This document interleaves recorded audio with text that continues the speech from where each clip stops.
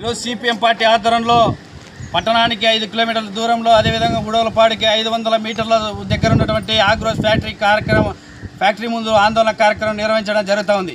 ఈ ఆందోళన కార్యక్రమం ఉద్దేశం ఈ ఫ్యాక్టరీ ఇక్కడ ఏర్పడినప్పటి నుంచి ఈరోజు ఇక్కడ ఉన్నటువంటి చుట్టుపక్కల ఉడవలపాడు, జగదుర్తి, అదేవిధంగా అబ్బిరెడ్డిపల్లె, వెంకటాపురం లాంటి గ్రామాల ప్రజలు తీవ్రమైనటువంటి అనారోగ్యాలకు గురవుతూ ఉన్నారు।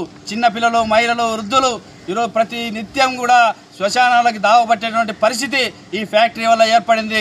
అదేవిధంగా ఇక్కడ పంటల వద్ద ఆధారపడి బతుకుతున్నటువంటి రైతాంగం పంటలు కూడా చేతికి రాక ఇక్కడ వస్తున్నటువంటి వ్యర్థాల వల్ల, చెడు వాయువు వల్ల తీవ్రమైనటువంటి కరువు రక్కసితో కొట్టుమిట్టాడుతూ ఉన్నారు। రైతాంగం పొట్టగొడతా ఉంది ఇక్కడ ఉన్నటువంటి ఆగ్రోస్ ఫ్యాక్టరీ।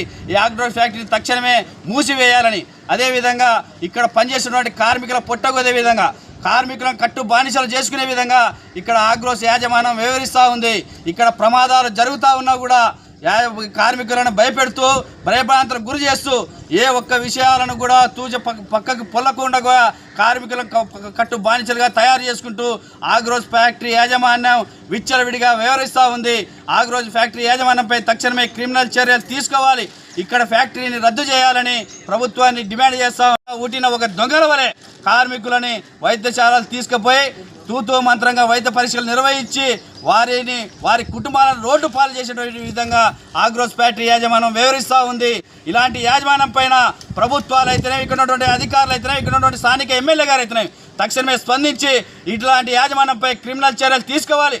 ఇలాంటి ఫ్యాక్టరీ వల్ల రైతాంగం, ఇక్కడ ఉన్నటువంటి ప్రజల ప్రాణాలతో చెలగాటమాడుతున్న ఫ్యాక్టరీని రద్దు చేయాలి। ఇక్కడ ఉన్నటువంటి ఎమ్మెల్యే గారు ఇక్కడ ఉన్నటువంటి గ్రామాల్లో ఉన్నటువంటి చుట్టుపక్కల ఉన్నటువంటి 5-6 గ్రామాల ప్రజలు ఓట్లు వేస్తేనే ఇక్కడ ఉన్నటువంటి ఎమ్మెల్యే గారు జయసూర్య ప్రకాష్ రెడ్డి ఎమ్మెల్యే అయ్యారు।